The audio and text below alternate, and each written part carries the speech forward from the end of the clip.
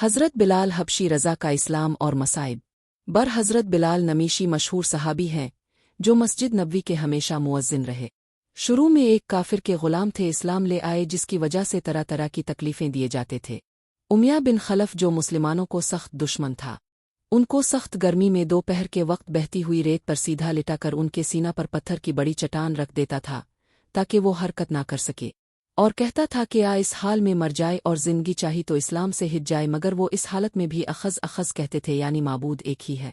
रात को जंजीरों में बांध कर कूड़े लगाए जाते और अगले दिन उन जख्मों को गर्म ज़मीन पर डाल करा और ज़्यादा ज़ख्मी किया जाता ताकि बेकरार हो के जालाम से भर दे या तड़प रप कर जाए। अजाब देने वाले उकता जाते भी जो जेल का ही आता, कभी उमया बिन खलफ का, कभी और ओहे का, और हर शख्स इसकी कोशिश करता कि तकलीफ़ देने में ज़ोर ख़त्म करे।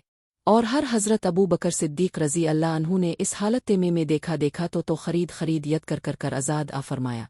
चूँकि अरब के बुतप्रस्त अपने बुतों को भी माबूद कहते थे, इसलिए उनके मुकाबला में असलम की तालीम तौहीद की थी, जिसकी वजह से हज़रत बिलाल रज़ी अल्लाह अन्हु की ज़ुबान पर एक ही एक का दौर था। ये ताल्लुक़ और इश्क की बात है। हम झूठी मोहब्बतों में देखते हैं कि जिससे मोहब्बत हो जाती है, इसका नाम लेने में लुत्फ़ आता है, बेफ़ायदा इसको रटता जाता है। तो अल्लाह की मोहब्बत का क्या कहना, जो दीन और दुनिया में दोनों जगह काम आने वाली है। यही वजह है कि हज़रत बिलाल है को हर तरह से सताया जाता था, सख्त से सख्त तकलीफ़ें पहुंचाई जाती थीं।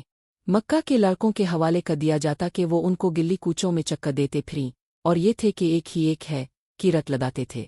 इसका बिया सिला मिला कि फिर हुजूर के दरबार में मुअज्जिन ने और सफ़र व हज़र में हमेशा अज़ान की खिदमत उनके सुपुर्द होती। हुजूर के विसाल के बाद मदीना तैयबा में रहता और हुजूर की खाली जगह को देखना मुश्किल हो गया, इसलिए इरादा किया कि अपनी ज़िंदगी के जो दिन में जिहाद में गुजार दूँ, इसलिए जिहाद में शिरकत की नीयत से चल दिए। एक अरसा तक मदीना मुनव्वरा लूट कर नहीं आए। एक मर्तबा हुजूर की ख्वाब में ज़ियारत की।